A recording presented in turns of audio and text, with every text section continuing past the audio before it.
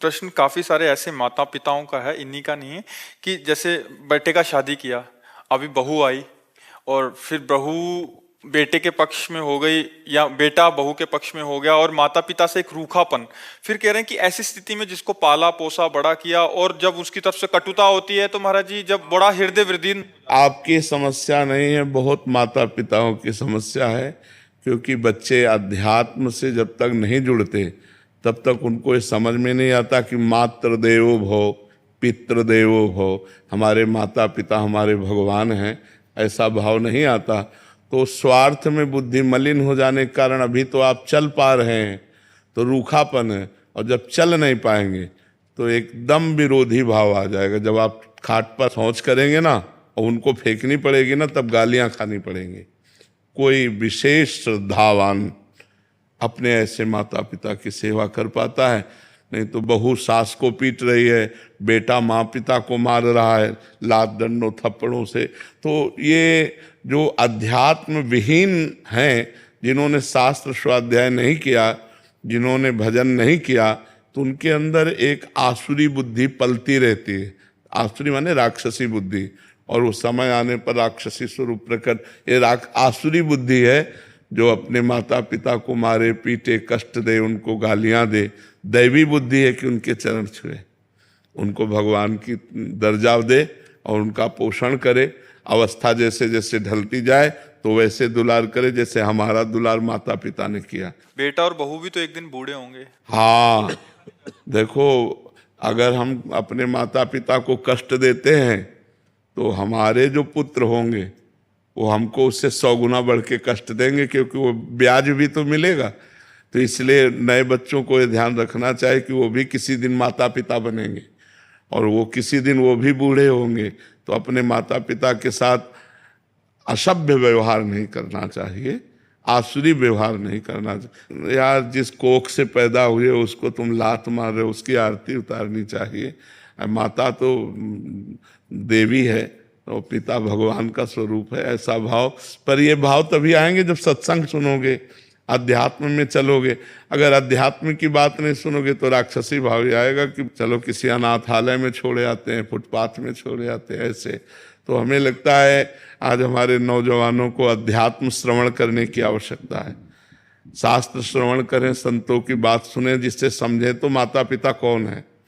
माता पिता की आराधना से भगवान विट्ठल आज जो महाराष्ट्र में विराजमान है वो माता पिता की आराधना से ही प्रकट हुए। पुंडरीक नाम के एक भगत अपने माता पिता को भगवान मानकर आराधना करते थे, तो भगवान स्वयं चलकर दर्शन देने आए। जो विट्ठल रूप में है ना, वो स्वयं दर्शन देने आए। माता पिता की आराधना भगवान की आराधना है। पर कलयुगी बच्चे नहीं समझ पा रहे हैं, वो अपने माता पिता को दुख दे रहे, तो उनके बच्चे उनको दुख देंगे। पक्का समझो, ब्याज सहित मिलेगा। यहाँ सब कुछ ब्याज सहित मिलता है। तो गुरुदेव, ये कर्म तो छूटेगा ही नहीं। जैसे बच्चों को उनके किए का कर्म मिल रहा है, पर उनके तो यही तो कर्म परंपरा हम आज तक भोग रहे हैं। जब से सृष्टि हुई तब से यही तो भोग रहे हैं। बार बार जन्म, बार बार मरण, बार बार जन्म, बार बार मरण। कहाँ मुक्त हो रहे हैं हम? ये कर्म परंपरा चली जा रही है, वैसे दुष्ट होते चले जा रहे हैं। अब ये अध्यात्म शिक्षा बचपन से दिए होते, गलती इनकी भी है।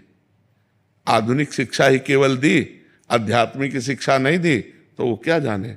अगर ये शुरू से कहते छुओ पैर, प्रातःकाल उठ करके रोज मम्मी के पैर छुओ, हाथ जोड़ो, बड़े भाई से हाथ जोड़ो, ये सिखाया गया है। जैसे हम लोग छोटे थे ना, कराग्रे वस्ते लक्ष्मी कर मध्य सरस्वती, बोले हाथ छुओ, धरती के पैर छुओ, चलो अम्मा के पैर छुओ, जाके पिताजी के पैर छुओ, बड़े भाई जैसे ऐसे शिक्षा। तो अब वो रोज की दिनचर्या बना दी। उठे ऐसे ऐसे करते हुए मम्मा के पैर छू, बोले खुश रहो। अब जिनके रोज पैर छू रहे हैं तो हमारी सद्भावना बन रही ना, उनका आशीर्वाद बन रहा है।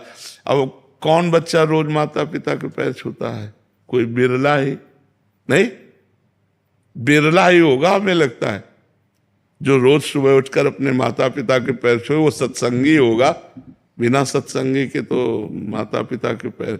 माता पिता को माता पिता मान ले, भगवान न माने, कम से कम माता पिता मान ले, इतनी बड़ी बात है। वैसे तो भगवान का दर्जा दिया गया है माता पिता को। वेद कहता है मातृ देवो भव पितृ देवो भव, इसलिए। पर जी पूर्व के कर्मों को तो हम देख नहीं पाते कि क्या आने वाला है, बट कभी कभी परिवार में जैसे माता पिता हैं वो अपने बुजुर्गों के पाँव छू रहे हैं, तो ये प्रभाव बच्चे पे पड़ रहा है। पड़ोस के चाचा लगते तो चाचा दंडोत, क्या जाता है, सब में भगवान विराजमान है, सब में भगवान विराजमान है। अगर हम अपने भगवान को चाचा ताऊ कह के दंडवत करते तो वही तो विराजमान है। तो इसलिए हमें लगता है कि नम्रता, विनय ये हमारे समाज में कम होती जा रही, नहीं होती जा रही है।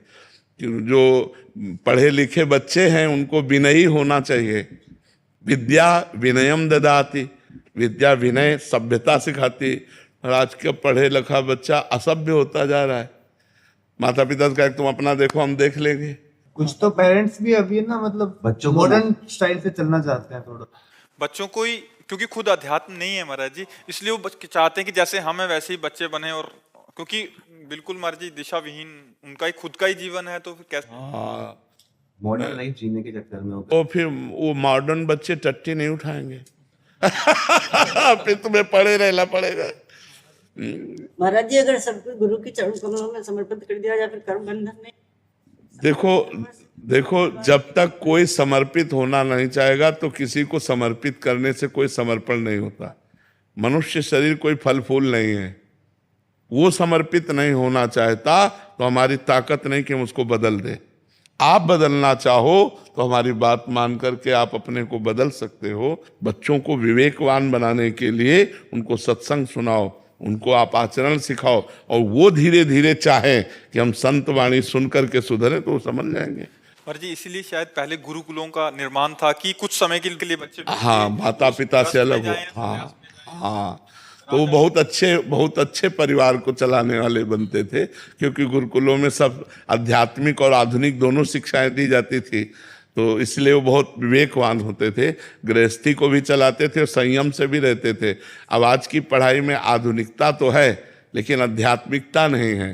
तो आध्यात्मिक पढ़ाई ना होने के कारण विनय की बहुत कमी होती जा रही है। नहीं, पढ़े लिखे बच्चे विनय से बहुत दूर होते जा रहे हैं। नहीं, जितना ग्रेजुएट उतना अहंकार है, उतना, जबकि जितना ग्रेजुएट उतना सरल होना चाहिए कि आप बहुत पढ़े लिखे व्यक्ति की पहचान यही सभ्यता, सरलता।